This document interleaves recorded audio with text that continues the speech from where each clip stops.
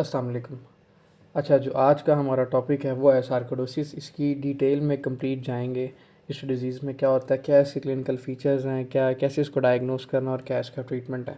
अच्छा, सार्कोइडोसिस को समझने से पहले सबसे पहले आपको ये पता होना चाहिए कि इस डिज़ीज़ के अंदर ना हम नॉन केज़ियाटिक ग्रैनुलोमा देखते हैं। अब अभी आपको इसका पता चलेगा तो फिर ही इस डिज़ीज़ का पता चलेगा कि इसमें क्या होता है। अच्छा, ये जो नॉन केज़ियाटिक ग्रैनुलोमा होता है ना, इसमें ना आपका ग्रैनुलोमा बनता है but without any infection history. ठीक है, इन्फेक्शन हिस्ट्री के अलावा आपका क्या बने, ग्रैनुलोमा बने। अब ग्रैनुलोमा क्या होता है, आपके नॉर्मल बॉडी सेल्स में जो मैक्रोफेजेस न्यूट्रोफिल इकट्ठे होते हैं, कंबाइन होके वो एक ग्रैनुलोमा टाइप स्ट्रक्चर बना देते हैं। फॉर एग्जांपल ये दोनों इकट्ठे हो गए, macrophage T cell B cell मिलके ऐसे ग्रैनुलोमा बना देते हैं। ये फॉर एग्जांपल समझाने के लिए, इसको हम क्या बोलते हैं, ग्रैनुलोमा। और non caseating without any infection history. अगर बात करें वो केज़ियाटिक ग्रैनुलोमा की, तो इसका मतलब ये है कि वो हम किस में देखते हैं, हम किसी ना किसी इन्फेक्शन में देखते हैं। मोस्ट लाइकली उसमें टीबी इन्फेक्शन हो सकता है और फंगल इन्फेक्शन हो जाता है। ये तो इनका एक डिफरेंशियल पॉइंट था। अब यहाँ समझाने का मतलब ये था, बताने का मतलब ये था कि इस डिज़ीज़ के अंदर ना नॉन केज़ियाटिक ग्रैनुलोमा बनता है। अब वो किसी भी जगह पे बन सकता है, कोई एक स्पेसिफिक जगह उसने यहाँ पे मेंशन नहीं की कि वो यहाँ पे बात कर दे कि सिर्फ यहाँ पे बनता है, किसी भी जगह बन सकता है। ठीक है, अब सार्कोइडोसिस के अंदर ना ग्रैनुलोमा बनता है। कौन सा ग्रैनुलोमा बनता है, नॉन केज़ियाटिक ग्रैनुलोमा इस पेशेंट के अंदर बन जाता है। अब इसके क्लिनिकल फीचर क्या होंगे, पेशेंट हमारे पास कैसे आएगा, सिम्टम क्या है उसके, हम उसको देख लेते हैं। क्लिनिकल फीचर्स दी। अच्छा, इसके अंदर जो फीमेल है ना वो ज़्यादा इफेक्टेड होती है एज़ कम्पेयर टू मेल। ठीक है, नंबर 1 पॉइंट। ठीक है, दूसरी बात, इसमें जो एज होती है पेशेंट की वो 20 से लेकर 40 साल के दरमियान पेशेंट की क्या होगी, एज होगी इसके अंदर। और इसमें कुछ जो कॉन्स्टिट्यूशनल सिम्टम्स होते हैं, फॉर एग्जांपल पेशेंट को फीवर हो सकता है, मलेज हो सकता है, और इसके साथ फटीग हो सकती है, वेट लॉस। ये तो सारे थे कॉन्स्टिट्यूशनल सिम्टम्स। ठीक है, अब बात करते हैं जी इस पेशेंट के मेन सिम्टम्स की, क्या क्या इस पेशेंट के अंदर सिम्टम्स हो सकते हैं। अच्छा, इस पेशेंट के अंदर ना, सार्कोइडोसिस वाले पेशेंट के अंदर, अब देखिए ग्रैनुलोमा बना, नॉन केज़ियाटिक ग्रैनुलोमा। अब वो किसी भी जगह पे ग्रैनुलोमा बन सकता है। अगर हम बात करें लंग्स की, अगर फॉर एग्जांपल लंग्स में क्या बना है, ग्रैनुलोमा बना है, तो पेशेंट को क्या क्या हो सकता है, पेशेंट को ड्राई कफ हो सकती है, और साथ क्या हो सकता है, पेशेंट को डिस्निया हो सकता है, और बाईलेटरल हाइलर लिम्फोएडिनोपैथी। ठीक है, ये तो इतना इंपॉर्टेंट एमसीक्यूज है ना, ये मोस्ट लाइकली एग्जामिनर पूछ लेता है कि आपका जो बाईलेटरल हाइलर लिम्फोएडिनोपैथी है वो किस डिजीज़ के अंदर बनता है, तो आपने बताना है कि वो सार्कोइडोसिस के पेशेंट के अंदर बनता है। फिर हम बात करें सीवीएस की, अगर फॉर एग्जांपल पेशेंट में सीवीएस इफेक्ट हो रहा है, उसके अंदर क्या होगा, पेशेंट को एरिथमियाज होंगे। ठीक है, लंग्स की बात की, कफ, डिस्निया, बायलेटरल लिम्फोडिनोपैथी हो सकती है पेशेंट के अंदर। ठीक है, किडनी की बात करें, किडनी में क्या क्या फीचर आ सकते हैं, फॉर एग्जांपल एक पेशेंट है उसका किडनी इफेक्ट हुआ है, किडनी में नॉन केज़ियाटिक ग्रैनुलोमा बना है, तो उसको क्या हो सकता है पेशेंट को, उस पेशेंट के अंदर रेनल स्टोन बनने के ज़्यादा से ज़्यादा चांसेस हैं। अब ये रेनल स्टोन कैसे बनते हैं मैं अभी आपको थोड़ी ही देर में बताता हूँ, इस पेशेंट के अंदर कैसे रेनल स्टोन बनते हैं। ठीक है, अगर फॉर एग्जांपल पेशेंट की आईज इन्वॉल्व हुई हैं तो यूवियाइटिस हो सकता है। ठीक है, और इस पेशेंट के अंदर हम क्या देखते हैं, एरिदीमा नोडोजम भी देखते हैं, पर्पलिश स्किन हो जाती है इसकी। ठीक है, ये सारे इसके कुछ ना कुछ फीचर्स से इंपॉर्टेंट। अगर फॉर एग्जांपल वो बात कर रही, इसका जो साथ लेक्रिमल ग्लैंड है ना वो भी इन्वॉल्व है, तो लेक्रिमल ग्लैंड इन्वॉल्व होगा, मोस्ट लाइकली जो शॉगरन सिंड्रोम होता है ना उसमें हमारा लेक्रिमल ग्लैंड इफेक्ट हो जाता है, और साथ parotid gland, dry mouth plus dry eye, दोनों मतलब कि लैक्रिमल ग्लैंड भी इफेक्टेड है तो सिक्रीशन नहीं हो रही, उसकी वजह से हमारा ड्राई माउथ और dry eye, plus hilar lymphadenopathy mention कर दे, साथ में मेंशन कर दे जी हमारा जो विटामिन डी का लेवल है वो इंक्रीज है इस पेशेंट के अंदर। ठीक है, हाइपर कैल्सीमिया और रेनल स्टोन की हिस्ट्री दे दे। ठीक है, साथ में मेंशन करेगा कोई ना कोई हमारे लिम्फोडिनोपैथी को मेंशन करके क्वेश्चन पूछ सकता है, तो आपने क्या इसका आंसर लगाना, क्या है, सार्कोइडोसिस का पेशेंट है। ठीक है, अच्छा, हमने इसके सारे क्लिनिकल फीचर देख लिए। इस पेशेंट के अंदर हाइपरकैल्सीमिया हो सकता है, जिसकी वजह से पेशेंट को क्या होगा, विटामिन डी का लेवल इंक्रीज, उसकी वजह से कैल्शियम ज़्यादा बॉडी में रीअब्जॉर्ब होगा। कैल्शियम ज़्यादा रीअब्जॉर्ब होने की वजह से पेशेंट को कैल्शियम ऑक्सलेट स्टोन हो सकते हैं। कैल्शियम एब्जॉर्ब भी ज़्यादा होगा और बाहर भी ज़्यादा जाएगा। हाइपरकैल्सीयूरिया की वजह से रेनल स्टोन हो सकते हैं पेशेंट को। कौन से हो सकते हैं? कैल्शियम ऑक्सलेट स्टोन हो सकते हैं। ठीक है, इस पेशेंट के अंदर हाइपरटेंशन भी होगी। क्यों? क्योंकि जो एंजियोटेंसिन कन्वर्टिंग एंजाइम है ना, इसका लेवल क्या होगा, इसमें इंक्रीज होगा। और ये कहाँ से बनता है? हमारे लीवर में, लंग्स में बनता है, एंडोथीलियल सेल में। ठीक है, लंग्स के एंडोथीलियल सेल से ये एंजियोटेंसिन कन्वर्टिंग एंजाइम बनता है, जो एंजियोटेंसिन 1 को एंजियोटेंसिन 2 के अंदर कन्वर्ट करता है, जिसकी वजह से पेशेंट के अंदर हाइपरटेंशन हो सकती है। ठीक है, ये कुछ इसके इंपॉर्टेंट क्लिनिकल फीचर्स है जो मैंने आपको बता दिए। अब इसमें मैंने क्या क्या बताया? लंग्स की बात करेगा तो ड्राई कफ, डिस्नी और बाइलेटरल लिम्फोएडिनोपैथी, इस पॉइंट को आपने नहीं भूलना। अगर हम बात करें सीवीएस की, तो पेशेंट को क्या हो सकता है? एरिथमियाज हो सकते हैं। फिर किडनी की बात की, रेनल स्टोन हो सकते हैं। रेनल स्टोन कैसे हो सकते हैं? इस पेशेंट के अंदर विटामिन डी का लेवल इंक्रीज हो जाता है। विटामिन डी का लेवल इंक्रीज होगा तो कैल्शियम की ज़्यादा से ज़्यादा रीअब्जॉर्प्शन होगी। कैल्शियम ज़्यादा से ज़्यादा रीअब्जॉर्ब होगा तो ज़्यादा से ज़्यादा यूरिन में भी जा सकता है, एक लिमिट तक रीअब्जॉर्ब हो सकता है ना। हाइपरकैल्सीमिया, हाइपरकैल्सीयूरिया, जिसकी वजह से क्या हो सकता है? कैल्शियम ऑक्सलेट स्टोन इस पेशेंट के अंदर हम देख सकते हैं। ठीक है, और साथ में इसमें जो एंजियोटेंसिन कन्वर्टिंग एंजाइम है, उसका लेवल इंक्रीज कर जाएगा। क्यों? क्योंकि ग्रैनुलोमा बनाना कुछ भी कर सकता है ये। ठीक है, मल्टी सिस्टेमिक डिजीज़ है ना ये। ग्रैनुलोमा बना, उसने एंजियोटेंसिन कन्वर्टिंग एंजाइम का लेवल इंक्रीज़ किया, उसकी वजह से एंजियोटेंसिन 1 ज़्यादा से ज़्यादा एंजियोटेंसिन 2 के अंदर चेंज होगा। एंजियोटेंसिन 2 के अंदर चेंज होगा तो पेशेंट को क्या हो जाएगी? हाइपरटेंशन डेवलप हो सकती है। ठीक है, ये तो था जी सारे इसके क्लिनिकल फीचर जो हमने डिस्कस कर लिए। जो हमारी पथोमा की बुक है ना, उसमें यहाँ तक लिखा हुआ है, इसके अलावा यहाँ पे कोई उन्होंने इंपॉर्टेंट बात नहीं लिखी हुई।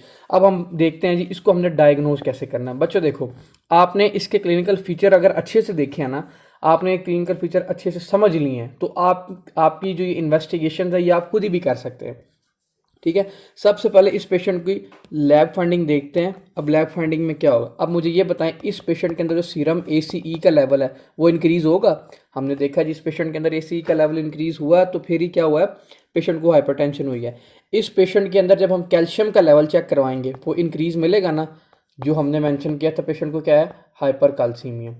ठीक है, ये मैंने कहा था ना, जब वो क्या बनाते हैं? रेनल स्टोन बना रहे होते हैं। तो इस पेशेंट के अंदर मुझे आप बताएं कि इसमें ये कैल्शियम का लेवल हमें इंक्रीज मिलेगा? डेफिनेटली मिलेगा। इस पेशेंट के यूरिन के अंदर जब हम यूरिन एनालिसिस करेंगे तो कैल्शियम का लेवल इंक्रीज मिलेगा। मैंने जब बोला था हाइपरकैल्सीयूरिया हो सकता है पेशेंट को, बोला था ना, तो इस पेशेंट में के यूरिन में भी कैल्शियम का जो लेवल है वो इंक्रीज करेगा। अब देखें, मल्टी सिस्टेमिक इन्फेक्शन है ना, अब मुझे बताएं इस पेशेंट के अंदर जो ESR है वो रेज कर सकता है? एरिथ्रोसाइट सेडिमेंटेशन रेट, ये इन्फ्लामेशन के केस में रेज करता है, तो इस पेशेंट के अंदर रेज करेगा? डेफिनेटली करेगा। इस पेशेंट के अंदर जो इम्यूनोग्लोबुलिन्स हैं वो भी रेज करेंगे। इन्फेक्शन हो रहा है तो जाहिर सी बात है, इन्फेक्शन के अगेंस्ट लड़ना किसने होता है? इम्यूनोग्लोबुलिन ने लड़ना होता है। जो हमारी IgA, IgE, IgD वगैरह, इनका लेवल भी इंक्रीज होगा। इस पेशेंट के अंदर लिम्फोपीनिया होगा, जो वाइट सेल्स है ना उनका काउंट डिक्रीज होगा, क्योंकि इन्फेक्शन है, क्रोनिक इन्फेक्शन है बॉडी में, तो उसकी वजह से जो वाइट सेल है इस पेशेंट के अंदर क्या कर देंगे? डिक्रीज कर देंगे। ठीक है, ये सारी इन्वेस्टिगेशन है जो हमने इस पेशेंट के अंदर करवानी है। और जो बायोप्सी है ना,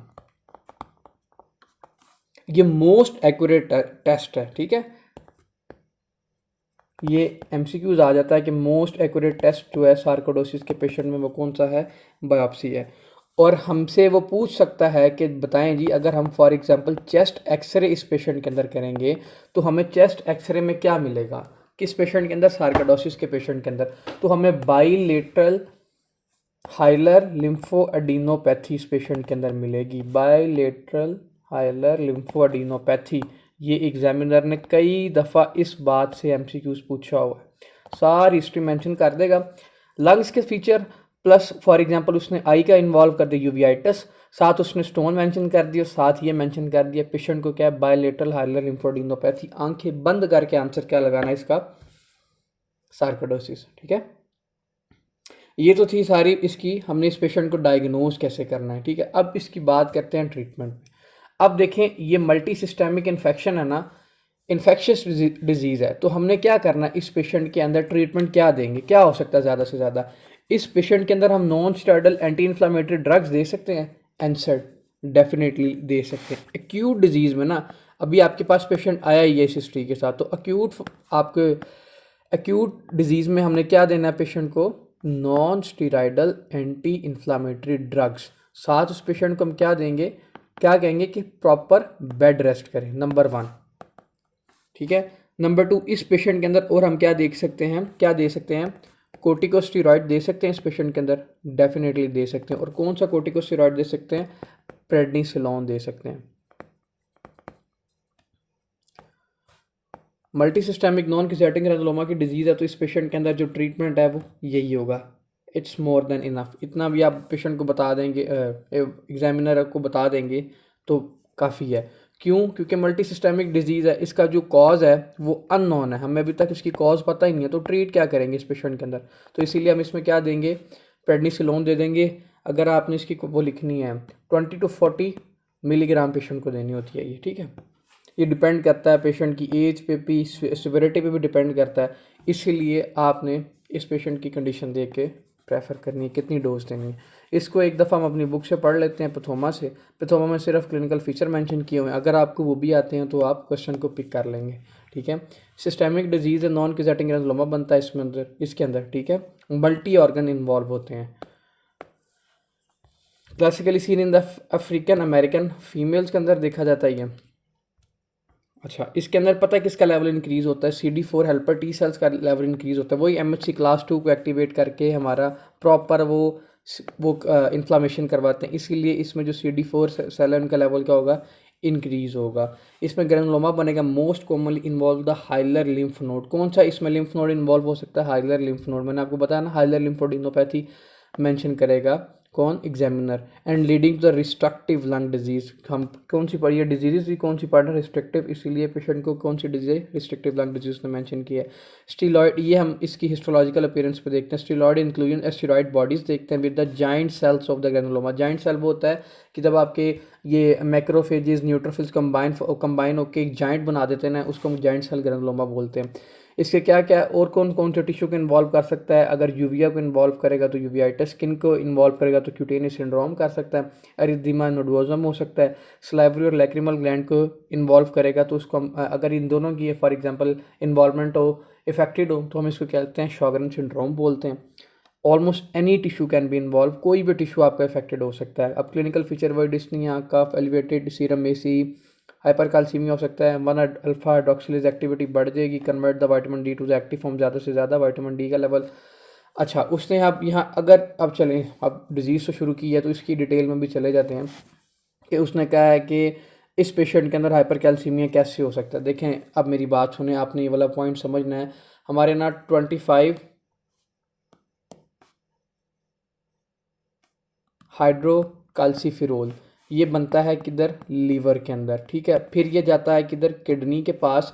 किडनी पे जाके ये चेंज होता है 1,2,5 डाई हाइड्रोकाल्सीफिरोल। ठीक है, उसके अंदर ये चेंज हो जाता है, और इसको कल करता कौन है, 1 अल्फा हाइड्रोक्सिलेज एंजाइम। अब देखें मेरी बात सुने, हमारा नॉन कैजेटिक ग्रैनुलोमा किधर बना है, किडनी के अंदर। अब किडनी के अंदर बना है तो जो 1 अल्फा हाइड्रोक्सिलेज है इसका लेवल भी इंक्रीज़ कर देगा। जब 1 अल्फा हाइड्रोक्सिलेज ज़्यादा हो जाएगा तो जो 25 हाइड्रोकाल्सीफिरोल था वो ज़्यादा से ज़्यादा 1,2,5 डाई हाइड्रोकाल्सीफिरोल के अंदर चेंज होगा, और ये क्या है, विटामिन डी की एक्टिव फॉर्म है। विटामिन डी ज़्यादा रीअब्जॉर्ब होगा। विटामिन डी क्या करता है, कैल्शियम की रीअब्जॉर्प्शन को इंक्रीज़ करता है, तो कैल्शियम की रीअब्जॉर्प्शन ज़्यादा से ज़्यादा होगी तो इस पेशेंट के अंदर क्या हो सकता है, हाइपरकाल्सीमिया हो सकता है।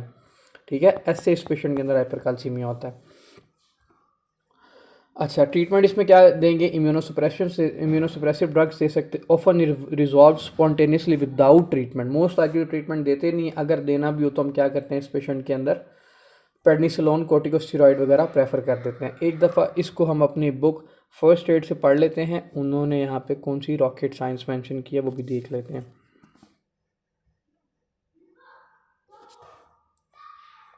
Digital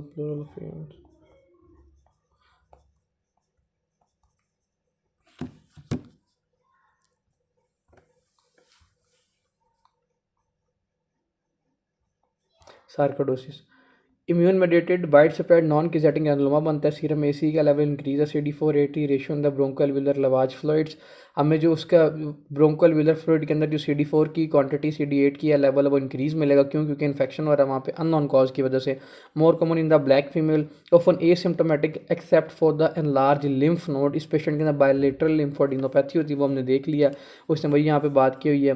course reticular opacities, CT of the chest better demonstrate the extensive hilar and the mediastinal adenopathy.